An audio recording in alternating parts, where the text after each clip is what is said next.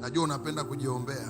I know you like to pray for yourself. Lakini kuna mahali maombi lazima uelekeze kwa huyu. But there are times you must direct your prayers to one person. Kitabu cha Esta kinatuonyesha mlango the gate uliokuwa wazi, that is open, unaoonekana, which is visible, wa ushindi wa vita hiyo, of victory in that battle, ni Esta.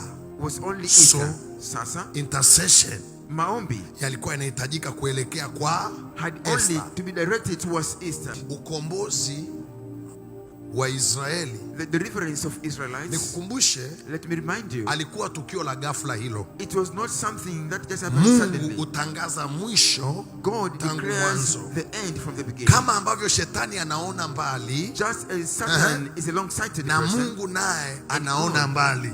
Yani haiwezekani shetani aone mbali kuliko Mungu anavyoona mbali. It's not possible Satan to see long. Unamaanisha nini evangelist? What I mean, namaanisha hivi, I mean that wakati Wayahudi wanaenda utumwani, when the Jews were going, na Esta naye akazaliwa, and Esther was born, kila aliyezaliwa chini ya jua anazaliwa kwa kusudi. Everyone born under the sun as a hakuna mtu anazaliwa kwa bahati mbaya. No one is na Esta naye akazaliwa. Esther also was born. Bahati mbaya, bahati nzuri, akajikuta na yuko kwenye hilo taifa. Unfortunately, kibinadamu ni kama maisha yanaendelea, watu wanatafuta maisha. In human nature, like people, lakini kiroho damu ya Kiyahudi haitakiwi inyang'anywe. Kiroho damu ya Kiyahudi haitakiwi imwajike, ili hiyo damu isije ikamwajika. Mungu anachora mchoro kutoka mbali. Anazaliwa binti, wazazi wanakufa, anaishi maisha ya tabu akitengenezwa, kwa sababu kuna wakati anatakiwa uende. Na Israeli itawindwa, ingawa ni wanamcha Mungu, lakini kuna wakati mgumu uko mbele yao. Sasa Mungu anasema hamna shida, njia ya kutoka nitawaandalia. Na kuombea jioni ya leo, Mungu akuandalie njia kabla ya jaribu linalokuja mbele yako.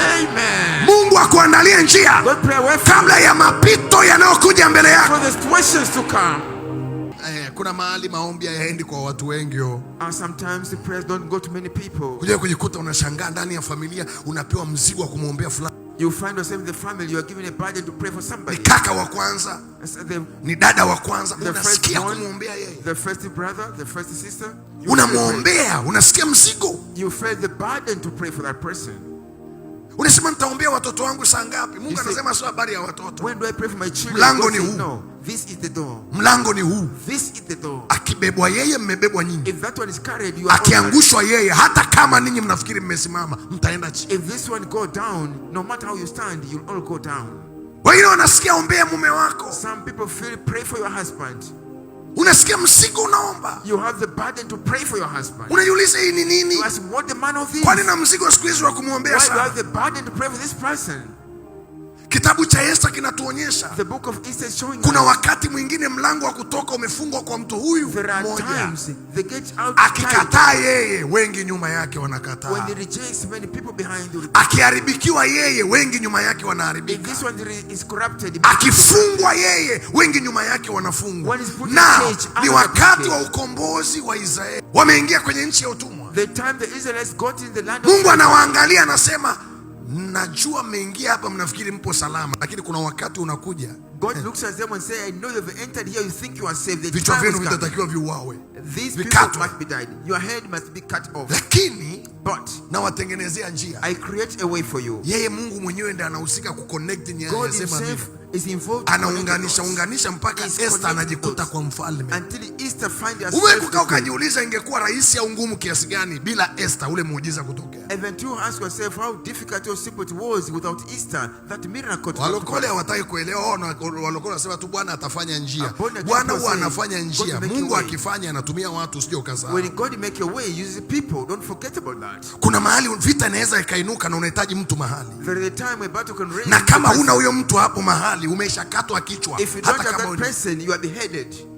Wewe unafikiri kwa nini Yohana hakukatwa kichwa muda mrefu? Why do you think John could not? Yohana alikamatwa. John was arrested kwa makosa ya kumsema Herode. Because the speaking was Herodias. Halafu akaenda akafungwa. He was put in prison. Maandiko yanasema na yule mfalme hakujisikia kumuua Yohana. The Bible says the king, moyo wake ulikuwa unampenda Yohana inapenda huduma ya Yohana, lakini hana namna, alishatia muhuri Yohana akamata. Pharaoh's heart liked the ministry of John, but kwa hiyo Yohana alikuwa amekaa gerezani. John was put in prison, lakini aliyemshikilia asife ni mkuu wa nchi. Siku moja maagenti wanamtafuta Yohana. The agents were looking for John. Wametafuta kila njia ya kumuua Yohana wakakosa. They sought all ways to kill him, they could not. Nikupe tu siri. Let me give you a secret. Huyu mwanamama Herodia ni agent wa kuzimu. Is the same spirit of Jezebel.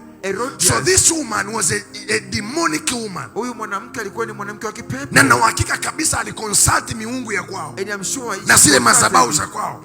Zikamwambia hakuna namna utamuua Yohana mpaka mfalme aape. They said no way you can kill John unless the king decides. Ni mfalme aape. The king must make a decree. Na ndio utamuua Yohana. And that's why you can kill. Angalia kilichotokea nini. See what happened there. Wakaandaa tukio. They prepared sherehe ya kimataifa. A celebration. Alafu yule mama akamwandaa binti yake. A feast and the from altars.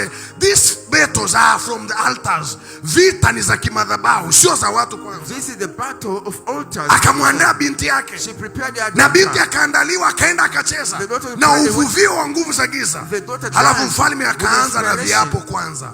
Hakika yake na hapa, chochote utakachotaka leo na kuapia, chochote na ahidi ya kwamba chochote nitakupa.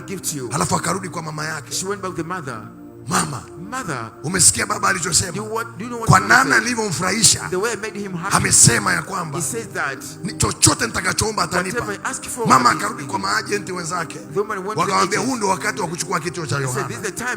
Akamwambia mwambieni nataka kichwa cha Yohana. Baba anashangaa, amekaa kwenye kiti, umati wa watu umekaa, taifa zima linaangalia. Sasa mnataka nini?